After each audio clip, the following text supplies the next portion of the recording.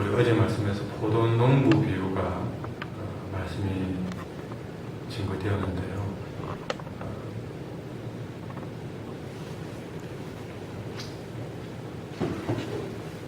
결국에는 그 포도농부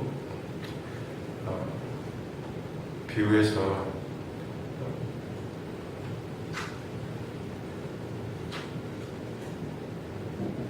종들이 그 주인의 아들을 죽이고자 했던 내용들이죠. 자, 우리 그 말씀을 들었을 때에 오늘 누가복음 20장 19절을 말씀해 보면 서기관들과 제사장들이 예수님이 보여주었던 그 포도농부 비유를 들었을 때에 저거는 자기들을 가리켜서 그 비유에 나오는 악한 농부가 자기들을 가리키는 말이다 하는 것을 직감했습니다. 여러분, 만약에 그렇다면 그들은 자기들을 가리키는 것이라는 것을 알았더라면 참 우리가 그런 사람이었구나, 내가 그런 사람이었구나 하고 깨닫고 때는 회개하고 변화되고 그 계기를 통해서 새로워져야 될 것이 참으로 옳은 길인데, 그들은 그 자기들을 악한 농부에 비유한 예수님 앞에서 회개하기커녕 우리 예수를 잡아 죽이려고 들었습니다. 늘 그런 거죠. 자기들은 늘 의인이었다라고 괜찮게 산다고 생각을 하고 있는 것입니다. 지난 주일날에도 말씀을 애통하는 자에 대한 비유로 다윗의 얘기를 했지만 나름대로 우리는 이런저런 이유를 대어서 아니면 저 사람에 비해서 이런 잣대를 가지고 나는 괜찮다라고 생각을 언제나 하게 됩니다. 늘 우리가 인정하기 어려운 것이 내가 죄인이라는 사실이죠. 그래서 그때그때마다 말씀이 깨닫게 해주면 이게 또 깨닫게 해준다 하는 생각으로 오늘 감사하는 마음으로 그걸 계기로 해서 회개하고 세워지면 그것이 축복의 계기가 될 것인데, 늘 우리들은 거꾸로 오늘 예수님의 그런 비유를 듣고 그 말을 하는 예수를 잡아주기로 했던 서기관과 바리새인들의 모습이 우리들에게 늘 나타나고 있다는 사실이죠. 근데 아무리 그들이 즉시 19절에 보면 즉시 잡고자 했지만 아무리 그들이 예수님을 잡고자 해도 하나님 허락하지 않으면 안 되는 겁니다. 상황이 지금 보니까 그들 뜻을 이루지 못합니다. 그들이 엿보다가 뜻을 이루지 못하고 결국에는 또 다음 기회로 어쨌든 공개적으로 이 예수님의 말을 책잡아서 그야말로 예수님이 뭔가를 말하게 만들어가지고 이도저도 하지 못하는 상황으로 만들어 놓고 코너에 밀어넣어서 다른 사람, 로마 총독의 손에 넘겨서 죽도록 해야 된다 하는 생각으로 그들은 예수님을 넘어뜨릴 만한 사람을 보내는 것을 오늘 보게 됩니다. 그런데 이들이 뜻을 이루지 못하는 과정에서도 이들의 모습이 드러나는데요. 왜 이들은 예수님을 잡아 죽이려 했다가 뜻을 이루지 못했느냐? 성경은 19절에 보니까 즉시 잡고자 했지만 백성을 두려워했다. 백성들의 눈을 두려워했다.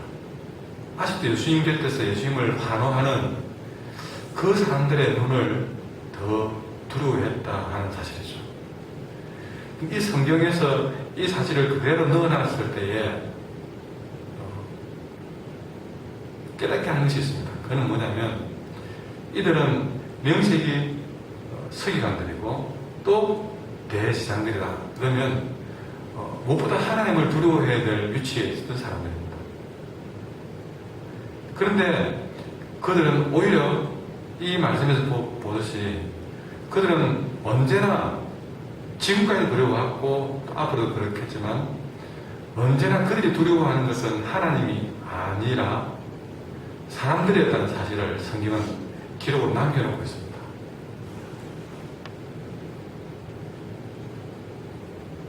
우리도 마찬가지로 신앙생활을 한다고 하면서 늘 우리가 의식하고 사는 것이 여러분 하나님이 아니라 사람이 아닌가요?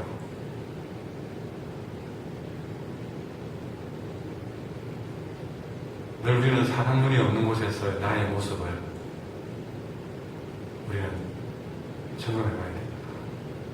사람이 없는 곳에서 나는 어떤 생각과 행동을 하는지, 아무도 들여다보지 못하는 내 마음속으로서는 어떤, 흔히 말하는 진심이라고 합니까? 진짜 마음, 내 마음은 어떤 마음의 상태인지를 우리는 점검을 해야 합니다. 이들의 관심은 하나님이 아니라 사람이었습니다. 또 이들에게 20절에서 또 하나 보여지는 그들의 진 모습은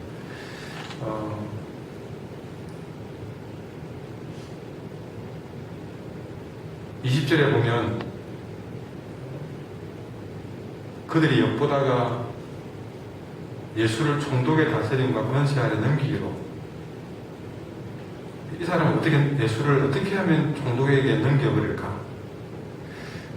그래서 이렇게 저렇게를 쓰고 결국 정탐을 보내서 그 정탐들로 하여금 스스로 의인치 하면서 예수의 말을 책잡게 만들었다. 그러니까 이들의 관심은 지금 어디 있습니까? 내가 정말 하나님 앞에 어떻게 바르게 사느냐? 이거는 그들 지금 관심이 아닙니다. 어떻게 하나님 앞에서 내가 예수님의 장성한 분량이 이른다. 지금 그들은 예수님이 없으니까 그렇게 안 했지만 어쨌든 우리의 적용해 본다면 어떻게 우리가 내가 더 하나님 앞에 바르게 서느냐 하는 그런 생각들, 또 아니면 그 예수님이 계시니까요. 그 예수님이 진정 메시아인가, 진정 구원자인가, 이런 관심도 전혀 보이지 않습니다. 또 진리가 과연 뭔가, 이런 관심도 없습니다. 오로지 이들의 관심은 어떻게 하면 저 예수를 책잡을까? 계속 나오지 않습니까? 어떤 방법으로 하면 책잡을까? 자나깨나 밥 먹고 눈 뜨고 생각하는 것은 저 예수를 책잡아서 실족하게 만드는 것, 함정에 빠뜨리는 것, 그 고민, 그 생각, 그 지혜, 앉아 대화 나누는 것도 그 어떤 그 책 잡은 내용들, 그 허물들, 그게 아니더라고. 내가 생각한 그게 아니더라고. 그렇게 얘기하고 있는 순간에는 자기가 늘 그렇게 그 고민이 있는 이야기들이 막 나오는 겁니다. 늘 그 속에서 내가 어떻게 하면 하나님 앞에 바르실까? 그런 것은 없는 것이죠.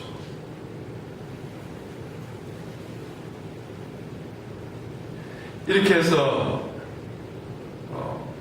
예수를 찾아온 정탐들은 자신들이 또 주님 앞에 또 어떤 행동을 하느냐, 생각은 그렇게 책잡을 것, 실족하게 만들 것, 그런 생각들을 하면서 또 예수가 앞에 와서는 그들로 스스로 의인치 하면서 그렇게 말합니다. 참 스스로가 그렇게 의인인 척, 의로운 구조자, 진리를 찾아서 정말 진리를 고민하는 사람처럼 이렇게 웃으면서 예수님 앞에 하나님의 뜻대로 사는 길은 뭡니까?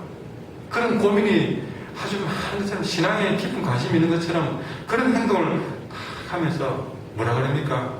선생님, 우리가 아는 당신은 정말 말씀을 바르게 가르치는 분이어야 합니다. 이렇게 또 얘기합니다.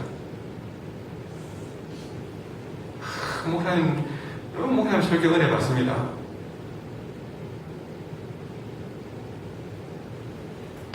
그걸 놓고 정말 의로운 삶을 추구하는 사람처럼 우리가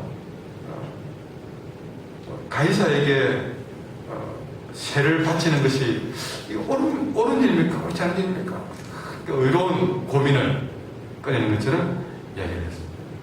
그에게는 결코 예수님이 빠져나가지 못할 함정, 그들은 이 질문을 만들기 위해서 정말 고민하고 심지어는 이걸 놓고 기도했을 것입니다. 아이고 하나님, 저 예수를 넘어뜨릴 만한 지혜 달라고 기도했을 것입니다. 그렇게 해서 그들이 얻은 결론은 이거는 절대 못 빠져나갈 거야. 그래서 가이사에게 세를 바치는 것이 옳습니까? 누가 봐도 이거는 최고의 함정이었습니다. 왜냐? 만약에 거기서 두 가지 답밖에 없잖아요. 가이사에게 세금 바치라. 바치야 마땅하지. 그러면 예수님을 환호하는 사람들이 뭐라고? 반역자. 그러면서 백성들로 하여금 외면당하게 한다는 거예요. 아니면 세금 바치면 안 되지 라고 말하면 반란 선동죄로 로마 총독에게 고발할 근거지를 만드는 거죠.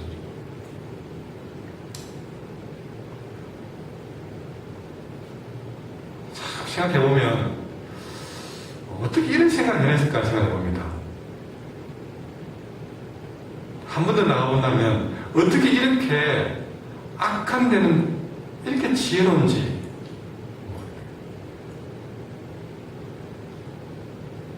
안 가르쳐줘도 악한 지혜는 찌그러지 안 나오지. 또 선한 데는 또 얼마나 또 미련하지. 선한 생각은 왜 이렇게 안 나오는지 모르겠어요. 그래서 그냥 죄인입니다. 그들은 스스로 의민치 하지만 아무리 봐도 죄인입니다. 왜? 악한 거는 쉽게 찾아내거든요. 악한 데는 천평가가 됩니다. 선한 일은 몸부림쳐도 선한 일은 잘 안 되는 것 같아요. 그러니까 우리가 스스로 의인치 않은 것이 얼마나 교만하고 부끄러운지 알아야 되는 것이죠. 성경은 말합니다. 먼저 성경 말씀 듣기 전에 나는 다른 사람을 실족해 함정에 빠뜨리려 이런 악한데 지혜로 문제가 하는지 이런 우리에게 로마 16장 19절과 20절이 말합니다. 너희가 선한데 지혜롭고 악한데 미련하기를 원하노라. 평강의 하나님께서 속히 사탄을 너희 발 아래에서 상하게 하시라. 이 말씀 우리가 붙들어야 되겠습니다. 그러나 이들이 아무리 악하게 정말 빠져나갈 길이 없게 만들어 온다 할지라도 이들의 관계를 이미 주님은 다 알고 있다는 사실입니다. 그래서 주님은 데나리온 하나를 내라고 합니다. 이 데나리온은 사실은 로마인들이 세금을 내는 사용하는 화폐입니다. 하루 품삯이잖아요. 그러니까 세금 내는데 잘 사용하도록 쓰기 위해서 만든 것이 데나리온인데 거기에는 가이사의 그림이 그려져 있습니다. 그래서 주님은 질문합니다. 거기에 누구의 형상과 글이 있느냐? 그는 가이사의 것이다. 그래서 예수님은 명언을 남기시는데요. 가이사의 것은 가이사에게, 하나님의 것은 하나님께 바치라. 이것은 가이사의 것은 가이사에게, 하나님께. 우리는 그 말씀을 우리는 늘 이해하고 있습니다. 그런데 우리는 조금 더 오늘 새벽에 평소에 알던 이 답변에서 한 걸음 더 좀 깊이 들어가 보면 이 말씀은 주님이 어떤 마음을 가지고 하신 말씀이냐. 지금 이들이 가이사에게 세를 바치는 것이 옳습니까? 안 옳습니까? 그 질문으로 답을 돌아가고 있습니다. 가이사에게 세금 바치는 것 옳습니까? 안 옳습니까? 그들 딴은 최고로 지혜롭게 생각하는 말이었지만 여러분, 주님은 그 말을 가지고 그들의 허물을 바로 지적합니다. 왜냐? 지금 그들은 이 가이사에게 세를 바치는 것이 옳습니까? 안 옳습니까? 라는 생각을 가지고 이게 큰 문제로 그들에게 대두되었지만, 그래서 이걸 누구에게 바치느냐 안 바치느냐, 이 가지고 예수님의 목숨까지도 왔다 갔다 하는 그런 큰 문제로 그들은 생각했지만, 문제는 뭐냐면 하나님, 주님은 이 질문 가운데에서 너희들의 문제는 가이사에게 세금 주느냐 안 주느냐가 문제가 아니라 하나님께서 하나님께 바치라. 다시 말해서 하나님께 너희의 삶이 들어지느냐 안 들어지느냐가 더 중요하다는 사실을 모르느냐 안 했습니다. 가이사에게 세금 바치는 그 시민 통치의 현실이 더 큰 문제가 아니라 앞번에 포도농부 비유에서 악한 농부들처럼 하나님께 마땅히 바쳐야 될 것을 바치지 않는, 하나님께 들어져야 될 자신의 삶을 하나님의 것을 가지고서도 하나님께 들어지 못하는 그 영적인 현실이, 하나님께 들어야 될 것을 하나님께 들어지 못하는 그 영적인 현실이 내가 이 땅에서 먹고 사느냐, 뭐 세금을 내느냐 안 내느냐, 먹고 사느냐 못 사느냐, 그런 현실보다 여러분 중요하지 않는 그들이 문제라는 것이죠. 과연 우리는 이 땅에서 이런저런 문제로 우리 고민하고 그것을 큰 문제로 생각하지만 정말 하나님께 들어지지 못하는, 하나님 바라보지 못하는 이 악한 농부들의 모습들이 더 큰 문제라는 사실을 지금은 이 말씀 속에서 지적을 하고 있는 것입니다. 그래서 그들은 포도농부의 비유 때문에 박학했지만 26절에 그들이 그의 말을 능히 책자지 못하고 그의 대답을 놀랍게 여겨서 침묵하였다는 것이죠. 할 말이 없는 겁니다. 어쩌면 그들이 그런 정도로 깨달았는지도 궁금해집니다. 그러나 그들이 깨달았어도 역시 그들은 그렇게 깨닫게 해주는 예수님께 원망만 할 뿐 정말 자기들이 잘못 살았구나 하는 사실을 깨닫기는 못할 것입니다. 여러분, 이스라엘 백성들이 지금 가이사에게서는 가이사에 우리가 세금을 내느냐 마느냐 이 문제는요, 왜 그들이 가이사에 세금을 내게 됐습니까? 그걸 알아야 되는 것이죠. 왜 로마에게 나를 빼앗겨했습니까? 하나님이 이스라엘에게 로마의 시민 통제라는 채찍질을 당하게 하신 것은 그들이 하나님의 부름받은 백성으로서 하나님이 찾으시는 의로움과 사랑과 믿음이 없기 때문에 그렇습니다. 하나님 바로 서지 못했기 때문에 하나님은 로마라는 채찍을 통해서 나를 빼앗기게 만든 것이죠. 근본적으로 가이사에 세금 주느냐 안 주느냐 문제는 그야말로 엽기적인 문제라는 것이죠. 저 변두리의 문제지 진짜 근본의 문제는 그들이 하나님 앞에 바로 들어지지 못하는 악한 농부였기 때문에 그들은 사실을 모른다는 것입니다. 여기서 오늘 우리에게 뭘 말해주는 것인지를 아셔야 됩니다. 나에게 어떤 말을 하는 것인지를 아셔야 됩니다. 우리의 관심은 어디에 있습니까? 정작 하지 않아야 될 이야기들에 대해서는 너무나 지혜롭고 관심이 많고 거기에 빠져있고 정말 중요한 나의 본질적인 문제에 대해서 아무것도 하지 못하는 악한 농부는 아니죠. 내 생각과 내 삶은 하나님께 들어지고 있는지 우리 여기로 돌아갈 것입니다.